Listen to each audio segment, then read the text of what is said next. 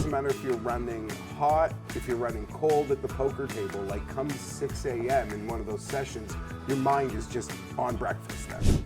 They say, great, Mom. What do you want? This is what I want. Let me have your credit card. I'll go get it.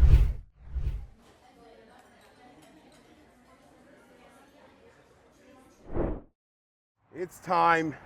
It's now the main event. The breakfast tour with George. Pretty much the reason I'm here. Other than the fact that Zach Johnson top 10'd at the Masters, which is kind of the reason I'm here, but I always wanted to lose that bet.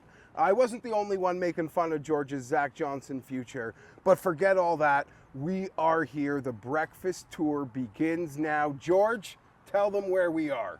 We are at Cozy Corner Restaurant, extreme northwest corner of Chicago, about 3 miles east of O'Hare. I come here once, maybe twice a week. This is where I started the old napkin trick on the plate, keep the syrup on one end. Do they have a plaque for that? No, and this is also where I have the cinnamon pecan French toast, where Jason actually commented on it 2-3 months ago. He's like, I want to have George and get some candied pecan French toast.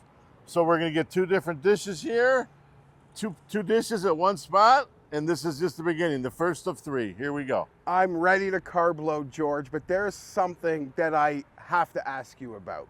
This place must be so legit. Walking up to the front, I noticed a sign that says Saturdays and Sundays valet parking. I have never in my life seen valet parking at what is essentially a pancake house. This place must be bopping. You probably can crush the senior ladies here on Saturdays. Oh, there you go. Of course, I'm a guy, so I'm not a big valet guy, but yes, there's a sign here. They must get very rocking on the weekends, 9, 10, 11 o'clock.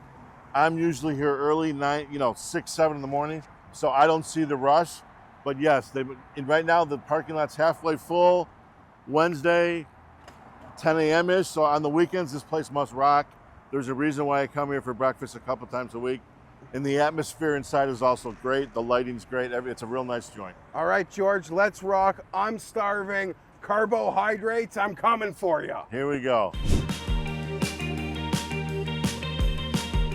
French toast, scrambled eggs with sausage. What is it called? 2x2, you call it? House special. House special. With 2 wedges of French toast or 3 wedges? Or 4 wedges, I'm sorry. Make it 3. Someone may eat another wedge, yeah. So okay. 2 scrambled eggs and sausage. Sausage link. For the cinnamon French toast, you only want the French toast or you want to make it a combo also? Combo. Yeah? How do you want the eggs? Over easy. Scrambled. What would you do if you were to do that? You'd do scrambled, right? Scrambled. George gets scrambled? Yeah. Scrambled. Yeah. And then what kind of meat do you want? And bacon or sausage? Bacon. Is his going to look like mine in the same plate with the 3 different things then? No, the French toast are going to be on the side. Okay, great. Yeah. Okay, but mine will have the 3 in the same plate. Because mine's the combo meal. Yeah. That's how I want it. We've got to do it that way. He always knows what he wants. Yeah. I want mine in the same plate, right. Okay. I don't think we can fit the 4 wedges of French toast on the side. Then just do 2 wedges. Okay. You got it. Call it 2x2x2. Yeah, got it. Perfect, Al. Thank you. You okay with Thank water? you so much. I'm fine for now, Okay, yeah. thank you. That's called leadership. That's a captain right there, George. Oh, wow. Natural leader. When you go out for group dinners or family dinners, you're usually one who takes command of the situation. It's very rarely that happens, because normally here it's me and Mom. Yeah. So your mom likes it here too? My mom's been in the same house for 50 years, correct. No, but she likes this. This place. No. She's not more. She doesn't join you for breakfast. No, because this for me is a breakfast place. Yeah. She doesn't join me for breakfast exactly. Okay. She says I waste too much money going out for breakfast, right? Yeah, she might have a point. You're exactly right. She wakes up. She has her coffee. Sometimes it's a piece of toast. Sometimes it's 1 egg. Sometimes it's avocado. She's never with me for breakfast. You seem like a simple man, and your pleasure is eating out at your spots. That seems to be like your vice. Other people have certain hobbies. I enjoy to eat out in restaurants, correct. And sometimes, like, you could be running, it doesn't matter if you're running hot, if you're running cold at the poker table, like, come 6 a.m. in one of those sessions, your mind is just on breakfast then, right? Usually between 6 and 7, that's when the restaurant's open. Yeah. In this place opens at 6. Yeah. So if it's 6 a.m. in the poker room and I'm like, you know what, I just lost a tough hand, I'm going to go leave now and get something to eat. This is my 6 a.m. spot. Yeah, for sure. Right. Like I've told you before, I can tell some of those times it doesn't feel like you were waking up for breakfast. It feels like you've been gambling for quite a few hours and it's like breakfast and then maybe back to bed. Right. No, I'll get that. I'll get there at 4 a.m. I'm not like a play all night kind of guy. I'll wake up at 4 or 5 a.m., go play, get them when they're down, leave for breakfast a couple hours later, and then, yes, I may take a nap at 11 a.m., correct. Because then the new guys come to the poker table at midday, and they're all fresh, and they're all playing great. I don't want to, and they're all nits. I want to play with the guy. I want to get him when he's down. Yeah. And even if, like I said, doesn't matter how it's going, like at a certain time, all that's on your mind is breakfast. That there's an hour window that is rough, correct. Like you, 6, 7 a.m. You correct. almost acknowledge you can't play optimal cards because your mind is distracted by one of the breakfasts that we are going to experience here in the next, through the morning. Correct. Food is my kind of like a little bit of my love and my vice. Right. That's very true. And there's worse vices to have. But when I want to go somewhere to eat, I gotta go somewhere to eat, right? And speaking of like mystery narratives about you and getting to know you more, I've noticed on the internet there are like colliding narratives about you. One being George, the good son, the great son, I should say. And then there's others who frame it as like George, a lazy son. Yeah.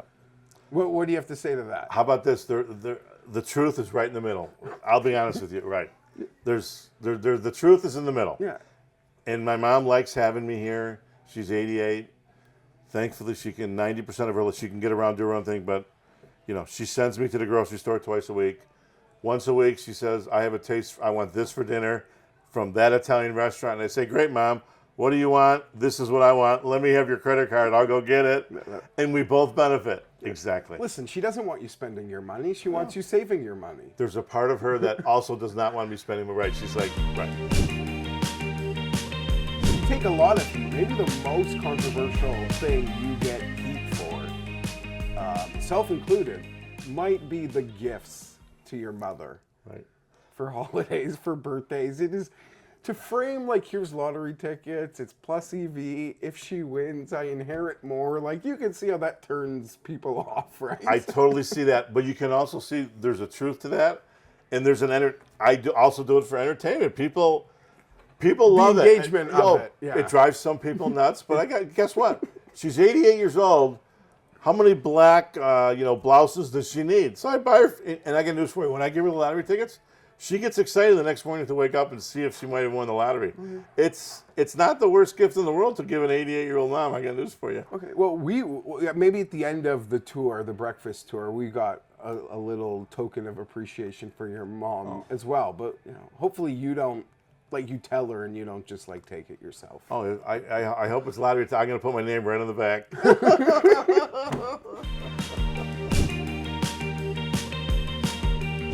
So all I do is take a napkin. It's not a big deal. Three ways each. And then it goes right under there. So the syrup stays over here. Let's see it. There you go. Yeah, Sorry, can I see how you fold again? I Oh, should have been here you paying go. attention, yeah. I'm I'm not even good at folding shirts, so I don't know that I'll fold napkins halfway, 1/3, 1/3. There we go. Right. Halfway, it's easy. Halfway, 1/3. It's like that AB, up, down, up, down. Up, down, up, down. Oh, beautiful, Dal. Thank you. And you put it on the side there? On the very end. Yeah.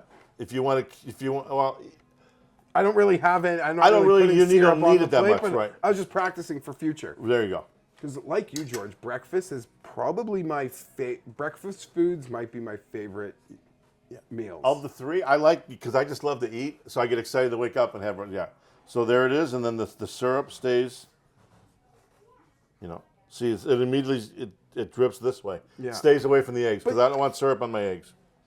You know, I'm not gonna lie. Sometimes I don't mind when syrup gets in my eggs. No, just everyone. You know, I like to keep the syrup separate. Like a little Fancy pepper thing here. with the, you know, they sent us to the good table.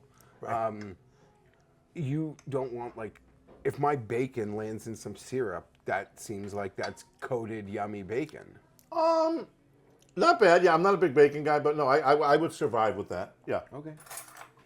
Most people, when you say I eat this like a dish once a month, they call shenanigans on You know, you. I'm getting called on that. Tomfoolery, You're right. George. You're right. I'm going to places twice a month. Like and I if say one. we ask the regular waitress, like, does George claims he only orders this once a month, she might giggle. No, you know what? I'm gonna go that once a month, this twice a month. What else do I get here? Oh, I get a vegetarian skillet. I get a vegetarian skillet here once a month. There's actually 3 or 4 dishes. So you say that, but like yesterday when we went to get the beef, you said you only do it once a month, or sorry, once a week. That guy was. And I'm telling you, I like that kid, and I only see him there a couple times a month. What he said, I'm here 3 times a week. He was dead wrong. But I'm telling you, he was dead wrong. And if I did go there 3 times a week, it wouldn't bother me either because it's a good spot. yeah, no, of course. Yeah. It was incredible. Those fries were great. I hope we can find this tweet because I got to tell you, it was probably your Picasso of camera work. My McDonald's suite? Yes. That was You were after in- you a were in- loss. Correct. But it was also perfectly set up with like the golden arches peeking through the window in the background. Like it was artistically perfect. And wasn't there a jacket of an employee of like one of those bright yellow jackets? And people were thinking, what, does he work at McDonald's? And everything was completely by accident. I didn't set it up at all. But I know exactly what you're referring to. It was a losing session. I don't know if it was Baker or not. I don't think it was Baker. No, I don't think so either. Super Bowl maybe. I have no idea, but yes. It was a bad night. Bottom line, Yeah, it was a something- losing day.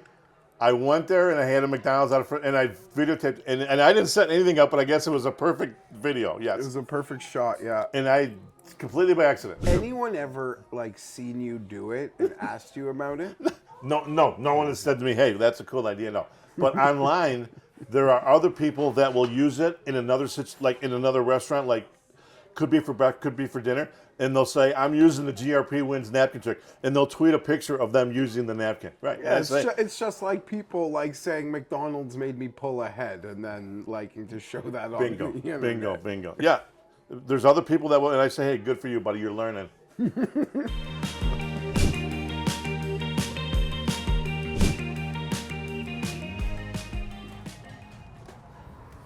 Well, George, that was a great success. More breakfast spots to go, but a true honor to see the napkin trick in person and the place where it was invented. There should be a plaque. I'm glad you liked it, and yes, this is where the napkin trick was invented, with their 2x2 breakfast. I want to keep the syrup away from the eggs, and that's why I started it right here. On to the next. On to the next.